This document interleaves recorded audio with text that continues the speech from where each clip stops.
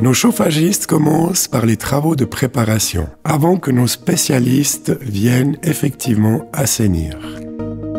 Nos chauffagistes vous expliquent sur place le déroulement exact des travaux. Nous éteignons le chauffage et vidons totalement l'installation. Évidemment que si votre installation est combinée avec l'eau chaude, nous ferons en sorte que vous ayez de l'eau chaude. De plus, vous n'allez pas avoir froid si nous effectuons les travaux en hiver. Nous mettons à disposition des chaufferettes électriques. L'étape suivante consiste à piquer les collecteurs hors du mur si nécessaire. Pour ça, nous installons une tente de protection afin qu'il n'y ait pas de poussière ou de saleté. De plus, nous soutenons le mur pour éviter tout dégât. En cas de perçage du mur, nous prenons en charge les frais de réparation. Il vous suffit d'organiser un plâtrier peintre pour la remise en état. Maintenant, nous démontons les anciens collecteurs et préparons la place pour les nouveaux collecteurs. Dans le sous-sol, nous allons poser un filtre à flux magnétique dans le système qui va filtrer les particules restantes.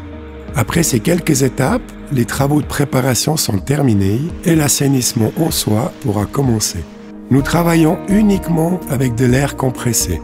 Pour cela, nous avons toujours un compresseur spécial.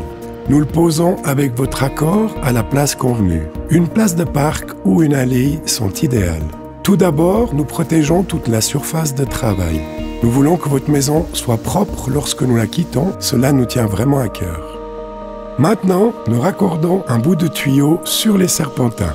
Puis, nous allons sécher avec de l'air chaud pour enlever le reste d'eau et assécher un peu les bouts. Dans la deuxième phase, lorsque les tuyaux sont secs, nous allons les sabler.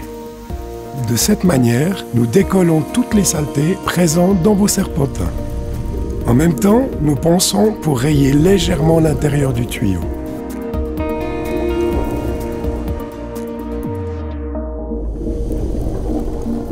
Après cette procédure, vos tuyaux seront dépourvus de saleté à 100%. Le reste du sablage, nous le récupérons dehors dans une cuve que nous jetons selon les règles.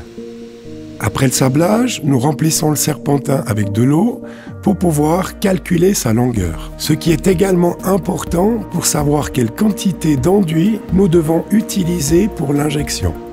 La quantité nécessaire d'enduit est mise dans une cartouche que nous mettons sur le raccord posé et soufflons l'enduit dans le serpentin. L'enduit est réparti de manière homogène avec de l'air comprimé et avec un outil de calibrage à l'intérieur du tuyau. De la même manière, nous allons travailler sur un serpentin après l'autre jusqu'à qu'ils soient tous assainis.